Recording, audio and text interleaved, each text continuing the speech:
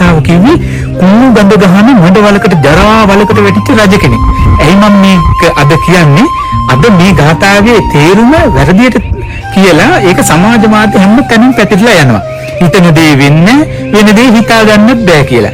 නමුත් ඒ ගාථාවේ නියම තේරුම ඒක නෙවෙයි. ඒක නිවැරදි කරගන්න ඕන නිසා තමයි අද මම ඔබට මේක කියන්නේ. මේක තියෙන්නේ සරබ මිග ජාතක කතාවේ. සරබ මිග ජාතක කතාවේ රජතුමයි තමන්ගේ සේවකයෝ පිරිසයි දවසක් මුහුදඩේමේ කැලෑවේ යනවා. එහෙම යනකොට එයාලා කතා කරගත්ත එක ක්‍රමයක්. මොකද්ද? කවුරු හරි කෙනෙක් ළඟින් මුවෙක් ගියොත් ඒ ළඟ ඉන්න කෙනා තමයි ඒ මුවාට විදින්න ඕනේ කියලා.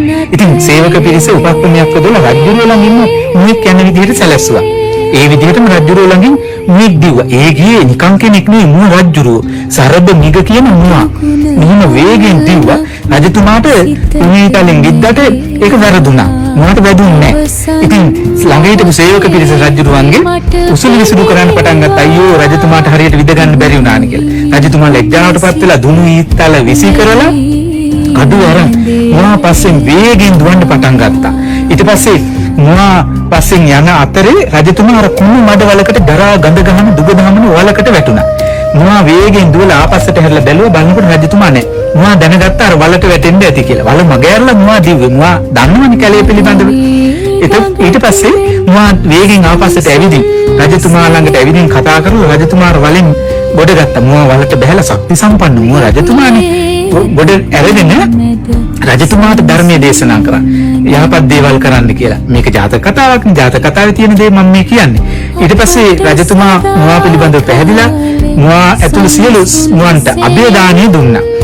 ආපස්සට රජතුමා සේවක පිරිසත් එක්ක රජමාලිගාවට ආවා. එවිදින් පහුවදා ගාථාවක් කිය ඉන්න. ඔන්නේ කියපු ගාථාව තමයි මේ. අචින්ති තම්පි භවති චින්ති තම්පි විනස්සති. නහි චින්තාමයා භෝගා ඉත්‍යා පුරිසස්සවා. මේ ගාථාව නිතර කියන රජතුමා. මේක ඇහුණ පුරෝහිත බ්‍රාහ්මණයාට. බ්‍රාහ්මණයා රජතුමා ළඟට ඇවිදින් කලින් දවසේ රජතුමාට වෙච්ච විපත සියල්ලම පුරෝහිත බමුණ එහෙන් දැක්කා වගේ කිව්වා. ඉතින් රජතුමා කිව්වා බමුණට ඒ කොහොමද ඔබ මා එක්ක මුවදඩේමේ ගියෙත් නැන්නේ? මේක දැක්කා වගේ කියන්නේ කියලා. ඊට පස්සේ රජතුමාට කියනවා පුරෝහිත බමුණ රජතුමා කියන විදිහට මට මේක තේරෙනවා තේරුම් ගන්න පුළුවන් කිව්වා. මේකේ තේරුම තමයි අචින්ති තම්පි භවති කියලා කියන්නේ නොසිතන දේ සිදුවේ. චින්ති තම්පි විනස්සති. සිතන දේ සිදු නොවේ. නහි චින්තාමයා භෝගා ඉත්‍යා පුරිසස්සවා. ඉත්‍යයකට හෝ පුරුෂයෙකුට සිතූ පරිදිම සම්පත් ලැබෙන්නේ නැහැ කියන එක තමයි මේකේ තේරුම. ඔය ගාථාවේ තේරුම තමයි ඔය මෙනෙහි කර කර ඔය රජතුමා ඕක කියලා තියෙන්නේ. මොකද රජතුමාට අචින්ති තම්පි භවති. නොසිතන දෙයක් නිසිදුනේ උණු මඩ වලකට වැටේ කියලා හිතුවේ නැහැනේ. චින්ති තම්පි විනස්සති.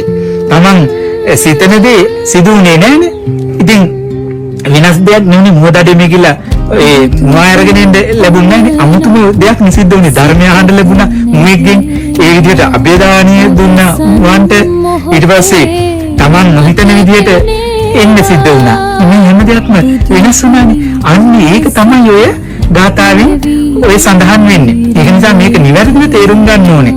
ඒ ධර්මයට තියෙන ගරුත්වය නිසා තමයි මම මේක නිවැරදි කරලා ඔබට කිව්වේ. හොඳයි හැම දිනාටම තෙරුවන් සරණයි.